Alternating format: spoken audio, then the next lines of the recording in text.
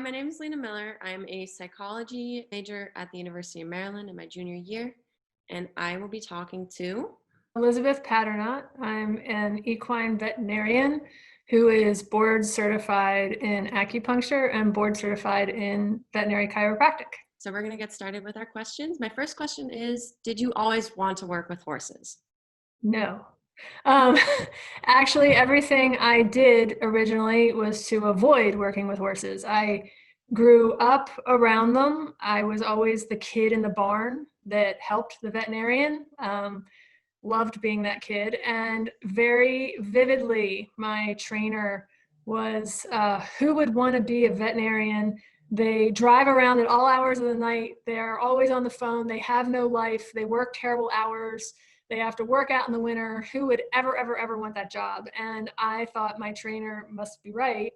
And so I really, from the time I was in high school, wanted to be a human orthopedic surgeon, and went through college and graduated from college, even being accepted into medical school, human medical school. So no, never wanted to be working with horses. But then what happened is I always circled back to horses.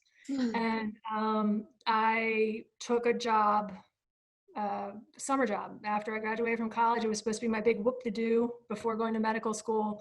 And I worked as a cattle hand on a ranch out west, a real cattle ranch. And I loved it. I deferred from medical school for a year.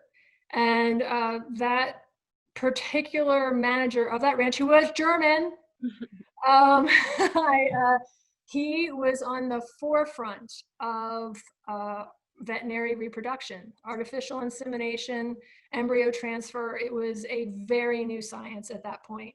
And I became the ranch hand that was sitting at his kitchen table looking in microscopes and mixing embryos and sperm in petri dishes. And it really was through that connection that all of a sudden I was like, I really don't want to go to human medical school. I think, I want to be with the animals. And that is the beginning of how I started on my veterinary career. That's all very interesting. I feel like a lot of people who work with the animals can feel for that. Mm-hmm. All right. So what training did you have to receive to become certified in the first place? So, I think this is geared, for, mainly United States, state to state. There is actually no requirement in a lot of states for acupuncturists to be veterinarians. It depends on the state. There's different laws. However, I, from that ranch, which was out in Wyoming, and all of the reproductive techniques and training that ranch manager had, he was doing at Colorado State University. From there, I ended up attending Colorado State University. And what I really lucked out, veterinary school takes MCATs. The one problem is I didn't have all the coursework that was required for veterinary school. So I actually did slide in. I have a master's in reproductive physiology from Colorado State University.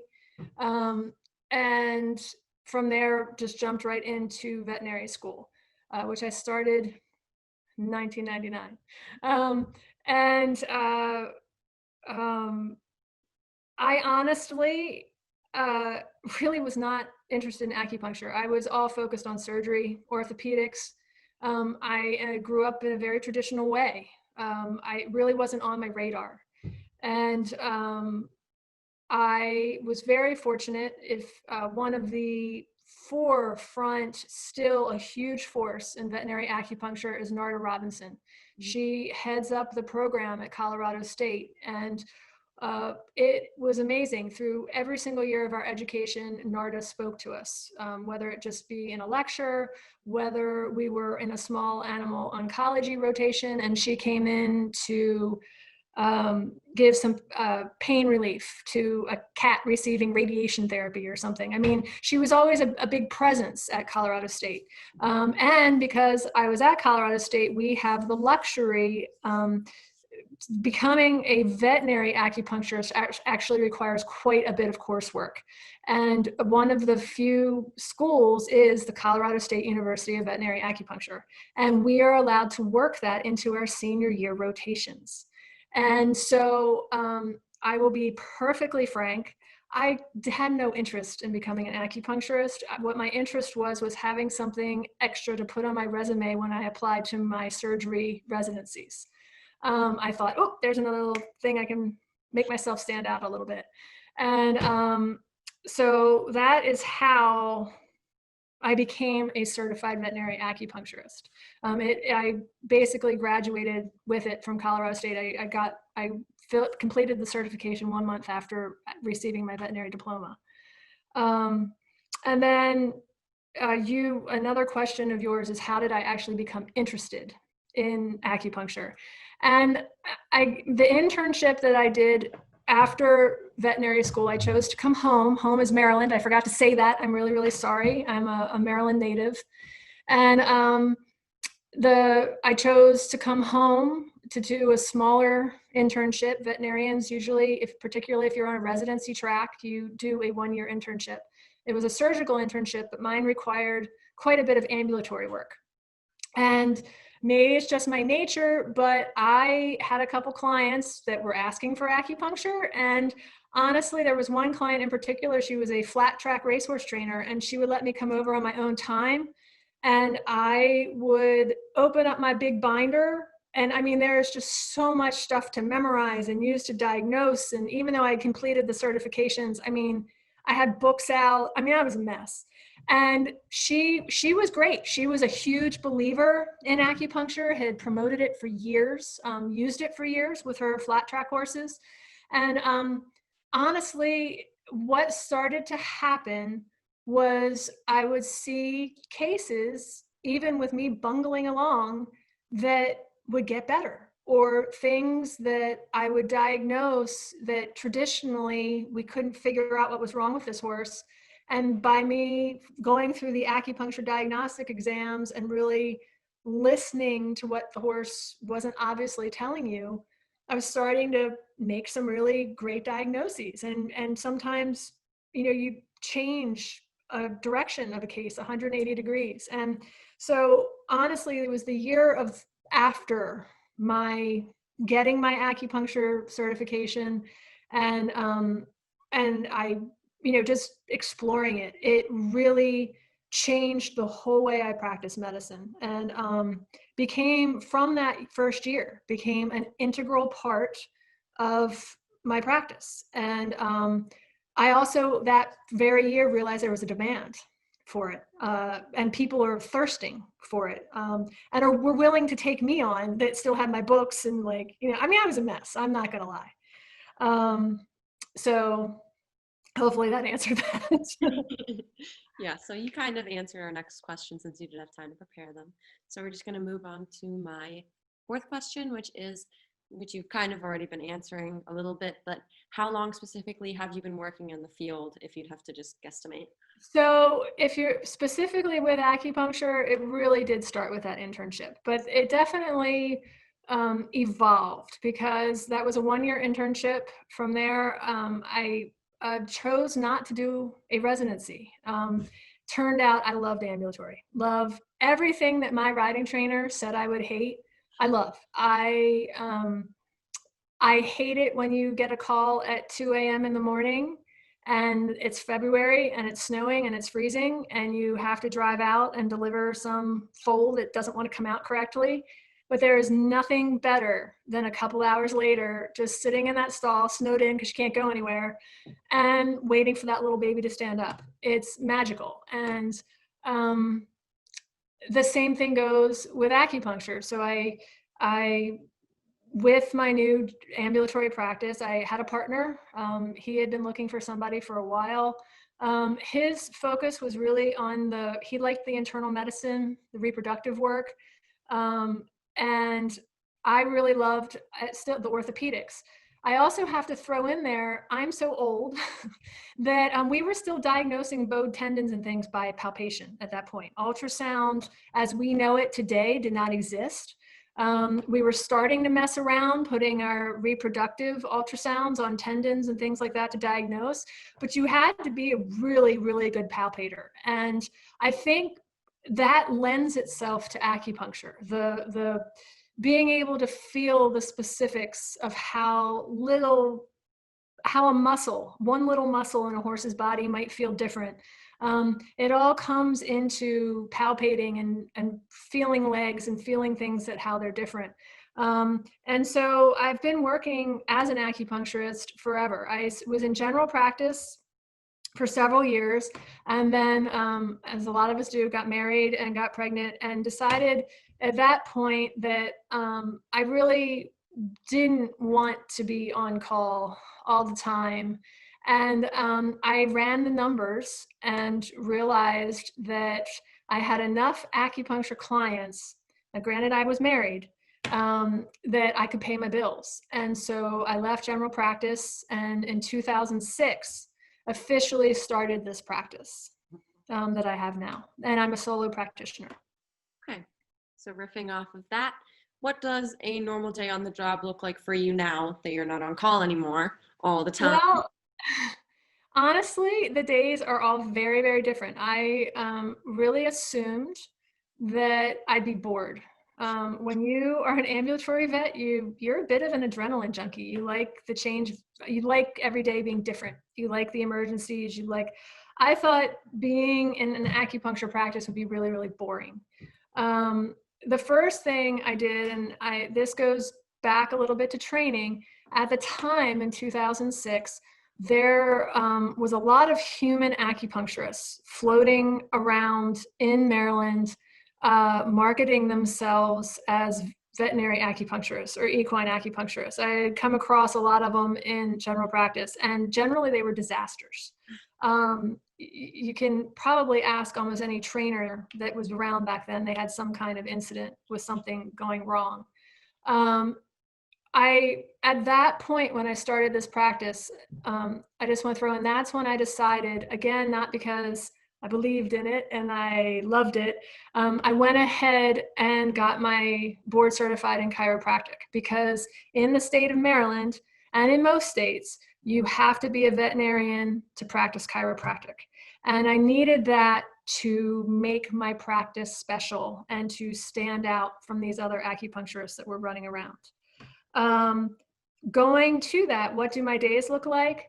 My days have looked like getting up at 4 o'clock in the morning to catch flights to Wellington, Florida, and working several 10-hour days in a row on, Grand Prix dressage horses, to, driving down the street. I'm really, really fortunate. One of the top steeplechase trainers in the United States lives 5 minutes from my house. He's one of my oldest, best clients.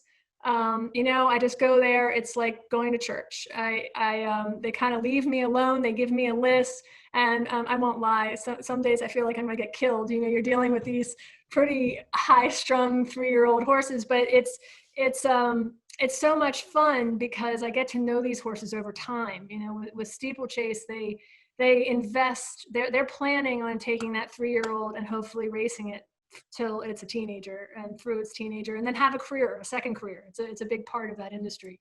And so, there's a lot of those horses that, I've really, really followed over the years, and it really is like church, watching them grow up. So it can be all kinds of different things. It can also be, I get a call, this was just probably 4 months ago. I had a woman call me out of the blue. My veterinarian doesn't know what to do. This actually happens a lot. My veterinarian doesn't want to do, we're up against a wall. They suggest we call you and see if we can figure out what's wrong with this horse. He's obviously in a lot of pain. He's acting strange. Blood work's normal. All the traditional boxes are checked, and we can't figure out what's wrong. And those are always really, really great cases to work on. And they maybe something as simple as the saddle doesn't fit and nobody ever checked. And that's why the horse's back hurts so much. Sometimes it turns out they have, actually something wrong. I tend now, after many, many years, the way that I even jog a horse. So, when you are just standing there with your client and you say to somebody, can you trot your horse down there? And the veterinarian watches them from behind, you watch them come back. The way that I look at a horse now is so much different from the way that I was originally taught, and the nuances. And that's because you're just looking for subtleties. And, I might walk into a dressage barn and they'll be like, this horse, his right front leg is not moving. It's only a half inch off from the left front, but it wasn't like that last week. Figure it out. And so, you never know what each day is going to be like. And that has been the greatest surprise, is that it has not been boring. It's been very exciting, and it's been more than acupuncture, although the acupuncture plays a huge role. I always use it when I'm diagnosing, but I know that's a really long answer, but I never know what the day is going to look like, and that's what's great. And you can make it. I'm self-employed, so you can make it as big. Like a couple years ago, when I used to fly all over the place, and I told you I flew to Germany. I used to fly to Germany. You can make it as big or as little as you want it to. I've purposely scaled back now, because honestly, I just got tired. I needed to cut back a little bit. So I'm focusing more on my local clientele. And, maybe I'll change my mind again down the road, but that's what's fun about veterinary medicine. All right. So you mentioned kind of already what type of clientele you have, but just to get into it a little more. So which discipline specifically do most of your customers come from? So originally I kind of was much more diverse. The area where I live, we are really locally, I'd say we're a hunter jumper area, strong steeplechasing, a lot of flat racing. And the eventers tend to live a little bit further away, but we have a very strong eventer population. And the dressage population tends to live a little bit further away. Originally starting out, I'd say, and especially when my practice was huge, when my children were very little and young, I had a full-time nanny and worked till I dropped. And I had all types of horses. Actually, with each maternity leave, I have 2 children, I decided to scale back a little. The first one, I really wanted to scale back, and because I had a waiting list. I mean, I had that's the thing. I mean, I was the waiting list was crazy. So I had room to kind of start molding my clientele. And really what I did first was to say, like, whose horses do I enjoy? I didn't do it by distance. I did it by whose horses do I enjoy? What clients do I enjoy working with the most? Because there's nothing worse than going in to clients that you just find stressful. And so as I've gotten older, that's something that I think it comes with age, that you get braver about choosing who you want to work with. And you don't worry as much as about, like, if I let this client go, my whole business is going to fall apart. It actually ends up not working that way. I think if you mold your business to the way that you want it to be, you actually end up being happier, and it actually ends up thriving. But what has happened because of that, the majority of my clientele now is eventing and steeplechasing, which I think really go kind of hand in hand. They are very much kind of the same type of client. They are in it they put a lot of time into their horses. They tend to start them young and slow. The horses really, really, really have to compete on a very, very high level. I have clients on the eventing the U.S. national team. And then I have, clients down the road that are doing it for fun. But I think I have just learned over the years, I enjoy working with that clientele the most. And I also still, now my focus is a little bit more local. I just like working with individuals, the people that are really struggling with one horse that nobody else can help. And that's something that a few years ago, I'd be like, oh, I don't have time for that. And now I find that really, really rewarding. That's it. And so what happened, I sort of let go of a lot of my hunter jumper clients. Quite honestly, I don't know why. There was no particular reason. It just, again, I made decisions based on who caused me the most stress, and who I felt like I who I thought along the same lines more.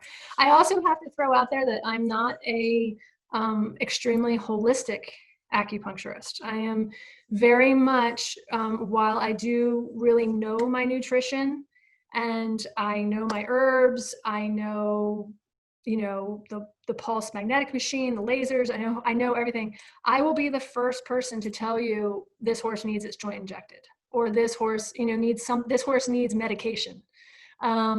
And so sometimes there is a clientele for acupuncturists that is very holistic. I will never forget seeing a horse with terrible, terrible, terrible EPM. The acupuncturist who had been treating that horse did not believe in using medications, nor did the owner of the horse. I am not a good fit for that client. I mean, it was horrible to me to watch what this horse was suffering through. So that's another thing about what my clients are. My clients are people that believe in acupuncture, but also tend to be pretty traditionally minded as well. And that's part of the fit. Yeah, that's understandable that sometimes you have to kind of go off what the vibes are and how you get along with the humans alongside the horses, because that's a huge aspect of it. Well, and you always say you walk into a barn for the first time, there's a vibe. Yeah. Like you can walk into a barn and tell whether it's a stressful place. You can tell whether the horses are happy. You can tell whether the people are happy. I mean, there is definitely a vibe. And I think that goes along with, you have a choice of who your general veterinarian is. You have a choice of who your acupuncturist is as well. So there's definitely different components to it. Yeah. So in that question, you kind of touched on having to sometimes figure out where the money is coming from. So we're kind of going to get into the nitty gritty of the. Yeah. So I'll be honest. I mean, I really sound like a dizbang when you get me talking about. I really, like I said, when I started my practice in 2006, I was like, if I can cover my bills, great. That's great. I won't worry about anything beyond that. What ended up happening is, one, I'm a veterinarian. Two, being a board certified chiropractor makes a big difference. You can charge a lot more. As a veterinarian, as a chiropractor, you can just charge more. You charge for your time. You charge for, you don't just expect to be reimbursed for your plane ticket to Chicago. You get paid for your time too, that you're away and not working. So you have to be smart about that. What surprised me is I made more money than I would have in general practice at the height, when my practice was the biggest and I was working the hardest. It was unreal. And now there's a couple advantages. I don't have overhead. I do not have a office on site.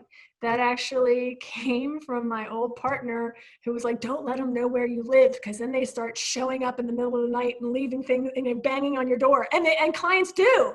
And so I have a farm, and my husband was like, oh, you can run your business out of here. I was like, no, to keep them away. And so I've managed my practice. Strategy was to keep my overhead very low. Occasionally I've had an assistant.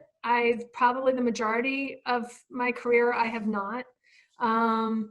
And then I make sure I charge for my time. And what's interesting is, because of the area where I am, and because I really believe different equine disciplines kind of demand their different price scales, right? So if you're on the dressage circuit in Wellington, Florida, you are used to paying out the wazoo for anything. It's normal for somebody to spend $500 for an hour with an acupuncturist. Now, I could have charged that. My philosophy also is, I'm here with the steeplechase market, which is a racing market. You can't get away with charging as much. It just, the dollars and cents, owners tend to own many more horses, and they're just different markets. I have always subscribed to the fact everybody charges I charge everybody the same. So I would say for somebody with all of my credentials compared to I was probably one of the least expensive acupuncturists going to Wellington, to the big circuits, Aiken, all that. And people would say that. Sometimes they'd say that, why are you so inexpensive? And I had gotten so I needed to explain it to them because sometimes they equate inexpensive with not being as good. And that's not the case. The case is I'm not going to charge you double because you are a dressage rider, whereas there's no way I can charge my steeplechase client this amount. They just won't hire me, and I love the work. So so that was a decision I made. And the other nice thing to continue that is now I definitely work part-time. I definitely the age that my kids are, I prefer being around more. I'm enjoying being a mom a little bit. My kids are 10 and 12. And so I have stepped back, and really I only work 2-3 days a week, and 2 of those days tend to be short days. But that being said, I can more than pay my bills with that. It's more than most people make. Mm-hmm. But I think now, I have the experience, and, I'm still in the scale of veterinary acupuncture chiropractors. I'm still in the middle. I'm not the most expensive. I'm not the most inexpensive. But I can really make a nice living, and it's a really, really lucky thing. That's awesome. So you kind of touched on you going to different specific locations. So my next question is, have you had to advertise your practice, or I guess not your practice now, I guess just your services, or have you been able to rely on recommendations only? Well, so it's a practice. I mean, my practice has a name. It's Equine Performance Services, LLC. So it's funny. So I started my practice in 2006, and I was going to take out some advertisements. There's a wonderful magazine here in Maryland called the Equine that, everybody kind of reads. It's a free magazine. And I have a couple really good friends in the industry, one of whom is a farrier. And I was talking to him about starting my business and making plans, and maybe I'll take out some advertisements. And he goes, no, don't do that. And I was like, what? I know I have like this handful of clients that's going to keep calling me after I start my practice. And they're all wonderful people, but I need to get my name out there. And his response was, don't advertise. You will only get the people that everybody else has fired or won't pay their bills. And I was like, okay. He's like, believe me. He said, if you are good at what you do, your clients will take care of you. It's the equine community. Word of mouth will be enough. So long story short, I have never advertised. My practice grew leaps and bounds all through word of mouth. And I shouldn't necessarily say I haven't advertised. I do, for the local steeplechase races, or there's an eventing barn nearby that hosts a lot of events. There's an old client, and they do a publication every year, a program every year. I definitely take out advertising in those to support those organizations. Mm-hmm. But I don't do it for myself. And quite honestly, I don't think I've ever gotten a client from any of that. I think most of the people reading those already know who I am. Mm-hmm. But so there's the thing on advertising. And I think that farrier was probably correct. I think that's something super unique to the equine community. It's just like recommendations go over what I've personally experienced. Recommendations, mm-hmm. or most of the time, do go over what you can read in an ad. So I think that's really important to mention. It's one of the things I love still the most about the equine industry. And I love that it's still a place where your word is your word. People judge you by your ability. You can even sort of be a kind of grumpy personality and kind of wacky. I'm not. I'm sort of probably talk too much, if anything. But people, as long as you do your job and you do it well, people kind of don't care. They'll put it up with, because at the end of the day, it's all about taking care of the horses and taking care of the clients. Making sure they're happy too. but it definitely is still that way. You can be a little un-PC still in these barns, and I love that. I cherish it, that you can let your guard down a little bit and just do your job, and know that those people will have your back, and vice versa. I mean, I'm incredibly loyal to my clients. And I'd say the majority of my clients at this point in time, the majority of my clients have been my clients probably for close to 15, 20 years. Yeah, that carries so much value. Mhm. So to round off our interview, I want to ask you one final question.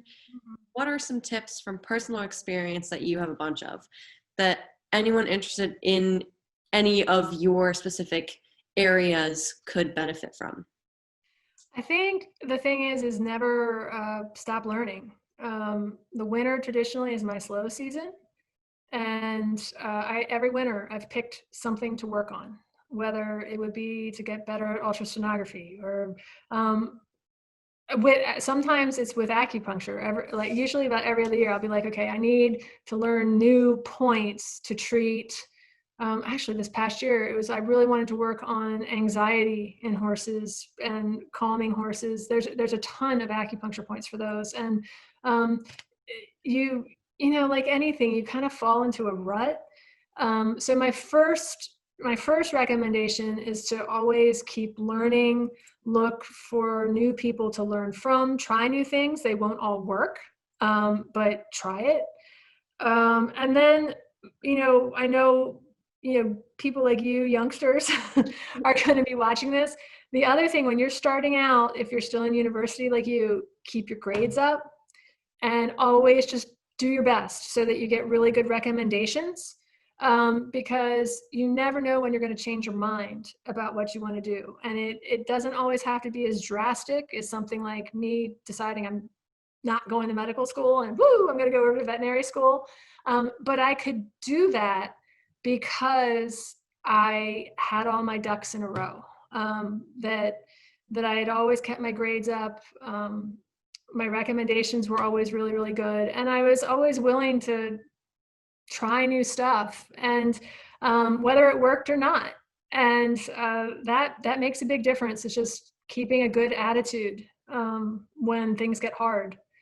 So that would be my best tips. Alrighty, thank you very much for your time. I think that everyone watching this will appreciate it very much. Okay, well, thank you very much for the interview. I really, really appreciate it. And I hope school goes really, really well for you. And if anybody needs anything to, your professor, Amy Burke, she always knows how to get hold of me. I love having students contact me, because I really believe in giving back. The horse industry is something that there's a lot of mentoring. And it doesn't necessarily need to be veterinarian to veterinary student. It's just bringing people along and sharing knowledge. It's the way the industry works.